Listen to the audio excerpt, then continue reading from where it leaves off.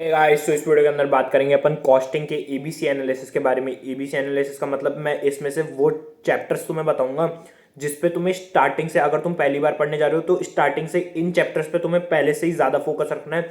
और बाद में तुम कभी भी रिवीजन वगैरह करोगे 1.5 डेज में, जैसे रिवीजन वगैरह करोगे तो जो चैप्टर्स मैं तुम्हें बताऊंगा ना ई कैटेगरी वाले, उनको तुम्हारे को पहले रिवाइज करना है, उनको तुम्हारे को ज्यादा फोकस करना है, पहले पढ़ना है।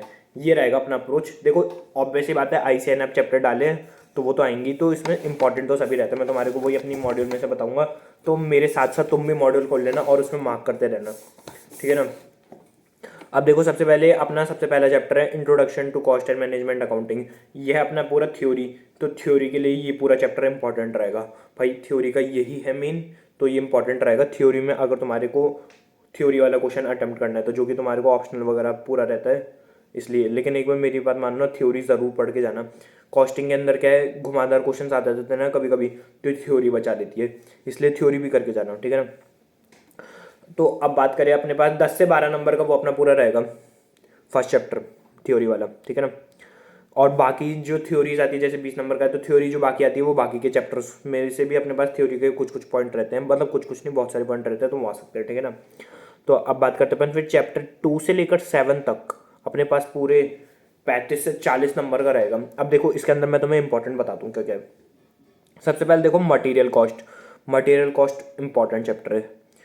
उसके बाद मैं बताऊं तुम्हें एम्प्लॉय कॉस्ट, मतलब इंपॉर्टेंट तो नहीं कह सकते इसको, इसलिए नॉर्मल चैप्टर है ये।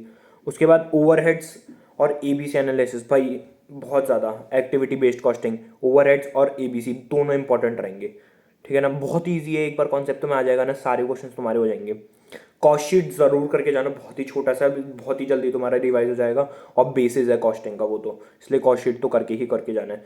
कॉस्ट अकाउंटिंग सिस्टम में देखा जाए तो कॉस्ट अकाउंटिंग सिस्टम मतलब थोड़ा नॉर्मल चैप्टर है, इतना ज़्यादा फोकस मत करना इस पर, ठीक है ना। मतलब वही मैंने जैसे स्टार्टिंग में बताया, प्रायोरिटी वाइज किसको देना है, जो मैं चैप्टर्स बता रहा हूँ, तो ये उसमें नहीं आता, ठीक है ना। यूनिट एंड बैच कॉस्टिंग ये नॉर्मल चैप्टर है, इतना नहीं है। मेन है अपना जॉब कॉस्टिंग। देखो, पिछली बार था इसमें कॉन्ट्रैक्ट कॉस्टिंग, इसके अंदर इन्वॉल्व था, लेकिन अब अपने पास सिर्फ जॉब कॉस्टिंग, तो ये इंपॉर्टेंट रहेगा इस बार, ठीक है ना। प्रोसेस एंड ऑपरेशन कॉस्टिंग, भाई बहुत ईजी रहेगा इसका, 10 नंबर का क्वेश्चन आएगा ही आएगा तुम्हारे पास, तो ये ज़रूर करके जाना, ठीक है ना। और मैं तुम्हें एक बार वेटेज भी बता दूँ तो 8 से लेकर 12 चैप्टर तक अपने पास 20 से 25 नंबर का आएगा, ठीक है ना। ये मार्क लिख लेना वहाँ पे, ताकि तुम कभी भी पढ़ो तो बुक बुक देख लो तो ऐसे आइडिया लग जाए तुम्हें। उसके बाद है अपना joint products and by products. भाई इसके अंदर से भी तुम्हारे को आराम से क्वेश्चन मिलेगा, और बहुत ईजी आता है, सच बताऊँ ना, इसके अंदर से बहुत ईजी। सर्विस कॉस्टिंग अगेन बहुत ज़्यादा इंपॉर्टेंट चैप्टर है।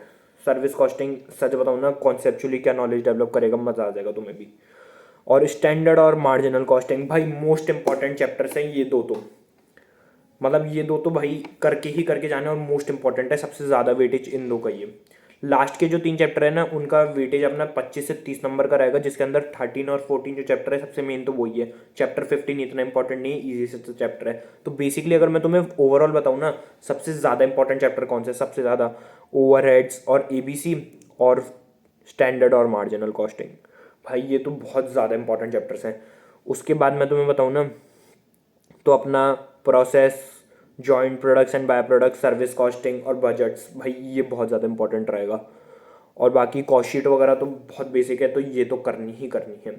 सो ये हैं चीज़ें अपनी कॉस्टिंग के लिए, जो कि बहुत ज़्यादा इंपॉर्टेंट रहेगी। वही बात है कि जो चीज़ें हैं वो फोकस कर लेना, जो मैंने बताई हैं उनको पहले फोकस रखना अपन को, तो आराम से हो जाएगा। कॉस्टिंग में अपना देखो सबसे मेन यही आता है, कॉन्सेप्चुअली खेलना। और एक मैं तुम्हें एक स्टडी टिप और दे देता हूँ कॉस्टिंग के अंदर देखो, एक चीज़ है, जैसे तुम इलुस्ट्रेशंस वगैरह करो ना, या फिर प्रैक्टिकल क्वेश्चंस वगैरह करो, तो इलुस्ट्रेशंस के ऊपर ही लिख लेना जो तुम्हारे को उस क्वेश्चन से समझ आया, उसकी जो अलग लाइन है, उसकी जो सबसे घुमावदार कैलकुलेशन है, वो तुम्हारे को उस क्वेश्चन के ऊपर जो जगह थी ना छोटी सी, वहाँ पे तुम्हें लिख लेनी है।